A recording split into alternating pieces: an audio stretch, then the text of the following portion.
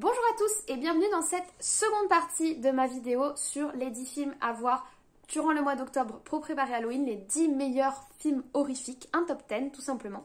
Alors, du fait d'un petit problème de rush beaucoup trop long et de moi qui parle beaucoup trop des films que j'aime, j'ai coupé la vidéo en deux, donc soit vous avez déjà vu la première partie et dans ce cas-là, bon retour parmi nous. J'espère que vous êtes prêts pour les 5 pires films d'horreur pour préparer Halloween.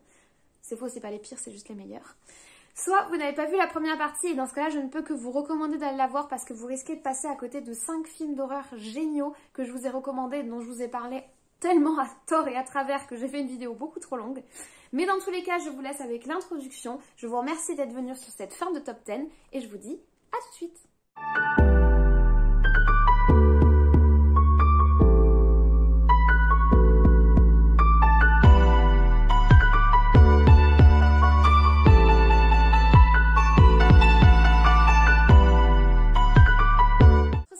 Est un film du grand réalisateur Guillermo del Toro. C'est un film de 2006 qui s'intitule Le labyrinthe de Pan, qui est quand même relativement connu en particulier du fait de certaines de ces créatures qui sont carrément entrées dans la culture pop en ligne. Moi, c'est un film que j'aime beaucoup, qui m'avait beaucoup plu à sa sortie et que j'ai redécouvert. Je ne l'avais pas vu pendant une dizaine d'années, je l'ai redécouvert l'année dernière.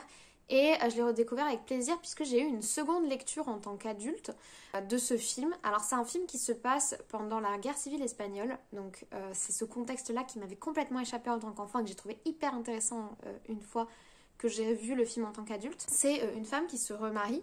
Son nouveau mari est un lieutenant ou un colonel de l'armée franquiste. Donc on est en plein dans le contexte historique qui est proposé, le contexte espagnol de cette époque. Et cette femme a une fille et ils vont aller emménager chez cet homme.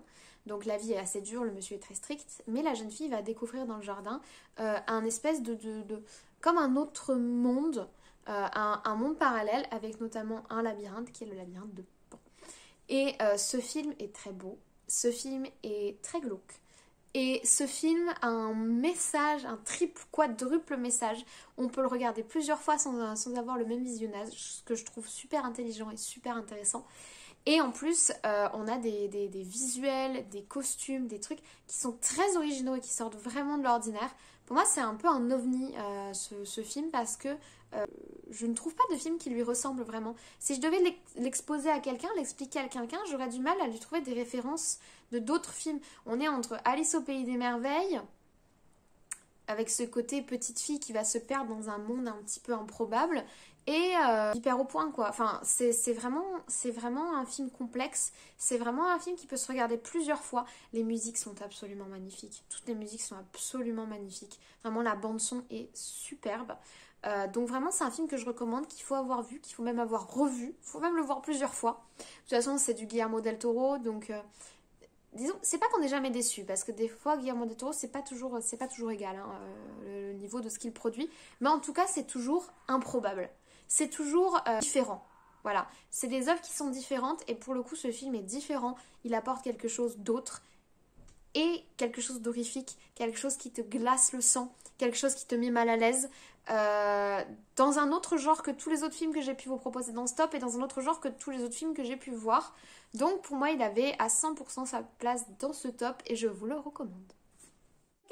Quatrième film est un film dans lequel Nicole Kidman est magistrale. C'est un film de 2001 qui s'appelle Les Autres et qui est juste génialissime. C'est pour ça qu'il est top 4 parce que là on rentre dans les films génialissimes. Il n'y a même pas à tricoter, voilà, c'est pas possible autrement.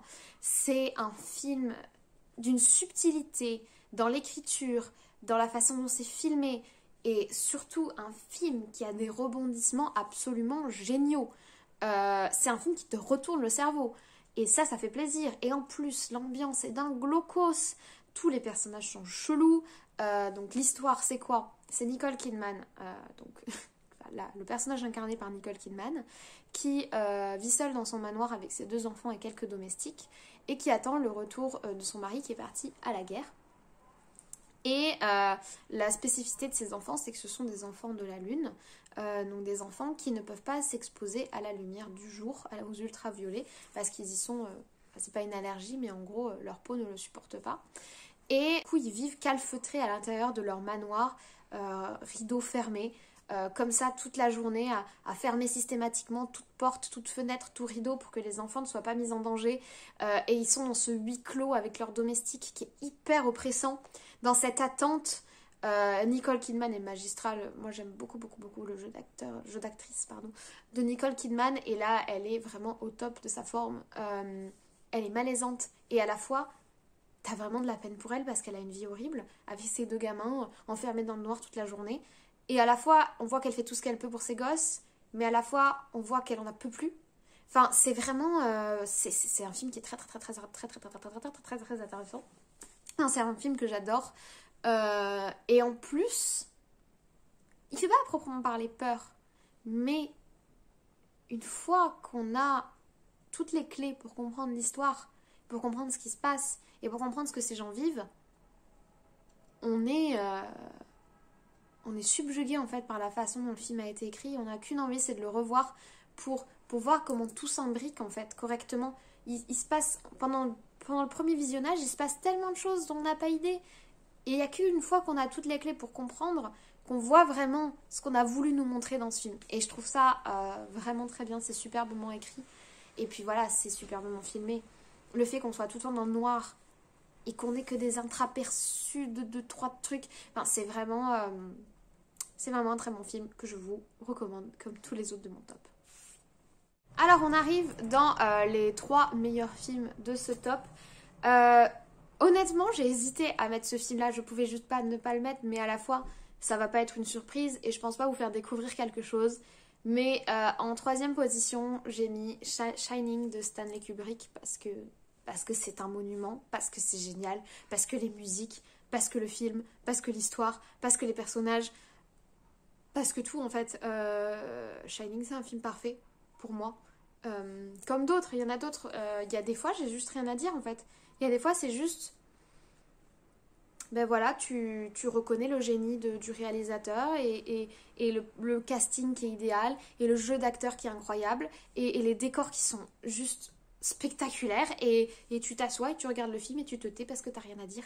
Voilà, Shining, c'est un film comme ça, c'est un film où t'as rien à dire. Enfin, en tout cas, moi, j'ai rien à dire parce que c'est juste génial. Tu peux le voir des dizaines de fois, ça te fait le même effet. Tout est parfait. Le jeu d'acteur du père est juste... Il n'y a pas les mots, le gamin qui est carrément flippant, sa mère qui est complètement hystérique, qui est folle dingo. Tous, il n'y a rien qui va là-dedans. Enfin, il n'y a rien qui va. Tout est parfait parce qu'il n'y a rien qui va. Le lieu... Enfin, je veux dire, l'hôtel Overlook, mais quelle horreur cet endroit! Il est parfait pour un film d'horreur, c'est un endroit horrible! Moi, j'y mets pas les pieds! Ainsi, pour aller y faire des photos, parce que quand même, c'est joli. Mais je sais pas si vous voyez ce que je veux dire, c'est-à-dire que tout dans ce film... En plus, maintenant, alors c'est un film de 1980, qui pour moi n'a pas vieilli d'ailleurs, même les effets spéciaux passent très très crème. Mais en plus, maintenant, il a ce côté vintage... vous savez, ça revient un peu à la mode, ce style années 80, ces tapisseries, ces moquettes, ces couloirs d'hôtel très symétriques. Et du coup, il a à la fois un côté vieillot et à la fois un côté super moderne. C'est complètement intemporel. Donc voilà, si vous l'avez pas vu, si vous n'avez pas vu Shining, mais courez vite et regardez-moi ça parce que c'est génial et que ouais, ça... Il n'y a rien à dire quoi. Il faut le regarder, il faut l'apprécier, il faut le re-regarder, il faut le re-apprécier. Voilà. Mon top 2 est un film qui n'est pas très connu et qui pourtant, à mes yeux, est juste génial. C'est un film de 2005, il me semble, qui s'intitule La Porte des Secrets. C'est un film qui moi, m'a mis vraiment, qui m'a confrontée à quelque chose qui me fait vraiment peur et qui, je pense, peut toucher tout le monde, pour le coup, qui est l'incapacité de se défendre, se retrouver dans l'incapacité de se défendre, dans l'incapacité de s'exprimer. C'est vraiment quelque chose qui met très très très mal à l'aise, qui moi m'a mis très très mal à l'aise dans le film. Mais en tout cas, l'histoire de ce film, c'est une jeune fille qui s'appelle Caroline, qui est engagée comme infirmière à domicile par un vieux couple, parce que le monsieur est grabataire et il a besoin d'aide au quotidien et que sa femme, qui est quand même relativement âgée, n'arrive plus à le suivre. Et donc cette jeune femme va aller s'installer chez le couple pour pouvoir les aider dans leur quotidien. Et elle va aussi partager la maison avec une de leurs domestiques. Ou un de leurs domestiques. Donc on est dans un contexte qui est déjà, enfin dans un lieu, enfin dans une zone qui est déjà relativement propice à l'horreur, puisqu'on est dans la Nouvelle-Orléans, qui est bien connue pour son bayou un petit peu mystérieux et puis des histoires un petit peu pas claires. Et en plus on insiste beaucoup sur ce côté-là dans le film. Et en fait la femme, une fois qu'elle s'est installée chez le couple, elle va commencer à les trouver de plus en plus énigmatiques, de plus en plus étranges. Et le couple lui-même va se mettre à agir de façon très bizarre et de plus en plus bizarre. Jusqu'à du coup l'apothéose finale. Une fois encore, nous sommes sur un film à rebondissement. Vous allez commencer à comprendre que j'aime énormément ça. Mais c'est un film qui, je trouve, mériterait d'être bien plus connu. Le scénario est vraiment cool, original, différent. Alors bon, il y a des films relativement récents qui ont récupéré le concept. D'ailleurs, j'ai pas aimé ces films parce que pour moi, ils ont piqué le concept de La Porte des Secrets. Mais je vous donnerai pas le nom des films parce que si vous les avez vus, ça vous en révélerait trop. Mais je vous recommande vraiment ce film. On est sur une ambiance glaucose juste comme il faut et sur des rebondissements qui vont vous surprendre, forcément. Qui vont, je l'espère, vous surprendre. Et qui, en tout cas, moi personnellement, m'ont mis très mal à l'aise et m'ont mis face à des choses qui me mettent très mal à l'aise dans le quotidien et la réalité. Et je trouve ça intéressant de pointer ce genre de choses du doigt dans des films et d'en faire quelque chose de malfaisant, de malaisant, où on n'est pas bien, quoi. Nous en arrivons au dernier film de ce top.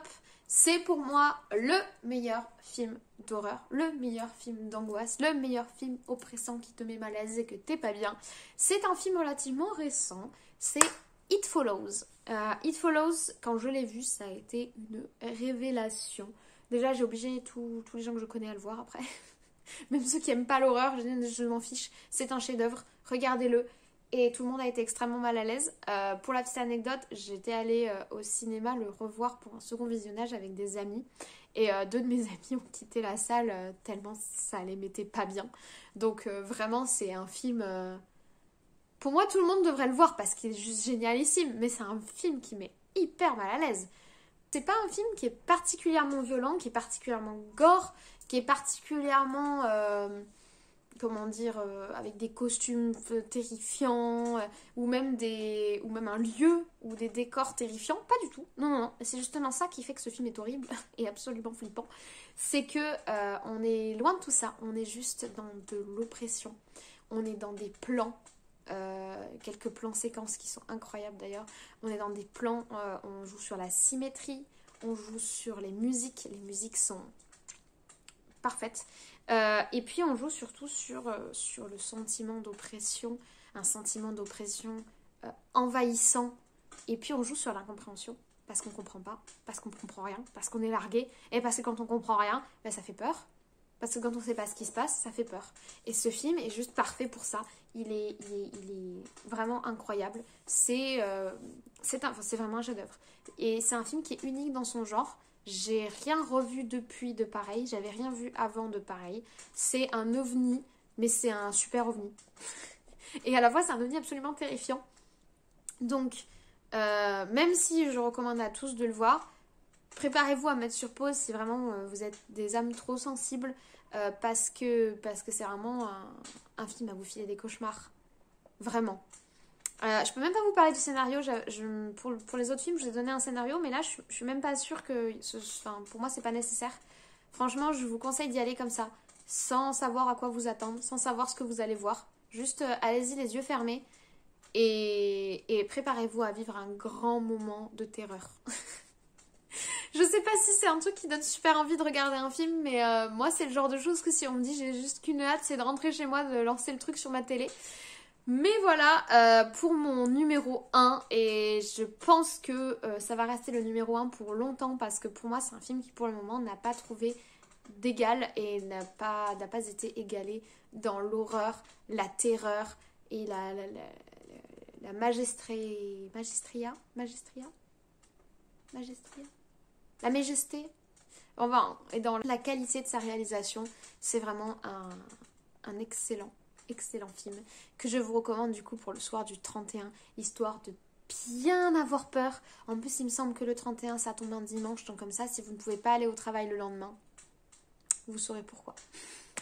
Ceux qui malheureusement n'ont pas été sélectionnés pour ce tome 10 mais qui méritent quand même d'être évoqués dans cette vidéo. Il y a tout d'abord l'indémodable L'affreux Noël de Monsieur Jack de Tim Burton. J'ai préféré choisir Sleepy Hollow qui pour moi fait beaucoup plus Halloween.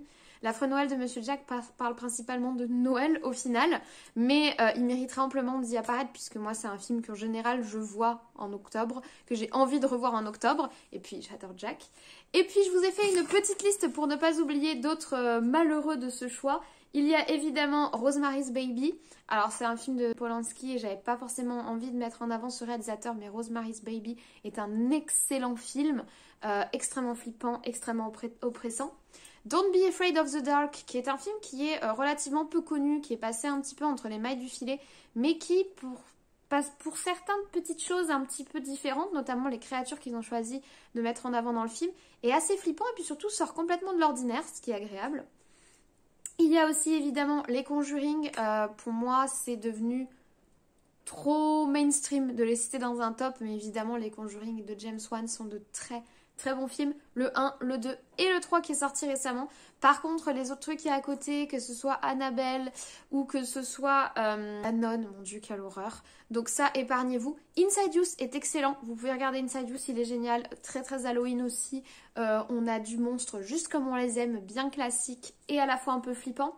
Le film sur les 999 fantômes qui est inspiré de l'histoire de la maison hantée des parcs Disney est très sympa avec Eddie Murphy. C'est plus pour les enfants mais c'est un film qui est très sympa en période de Halloween aussi.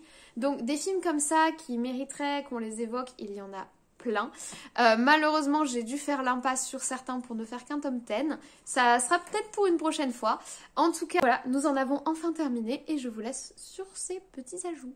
Je vous remercie pour votre écoute, j'espère vous avoir fait découvrir des films que vous ne connaissiez pas ou du moins vous avoir donné envie de les revoir. N'hésitez pas à vous faire la totale, hein. On est encore qu'au début du mois d'octobre, donc autant se faire un petit parcours jusqu'à Halloween histoire d'être prêt pour la soirée des morts vivants. Je vous souhaite de passer un très bon mois d'octobre, je vous souhaite de profiter pleinement de la saison de l'horreur, des fantômes et des fées mortes. Et moi je vous dis à très vite pour d'autres avis, d'autres tops ou d'autres choses sur allez savoir quoi, ce qui me passera par la tête à ce moment-là. J'espère que vous serez au rendez-vous et c'est toujours un plaisir de vous tourner ces petites vidéos. Je vous dis donc à très vite.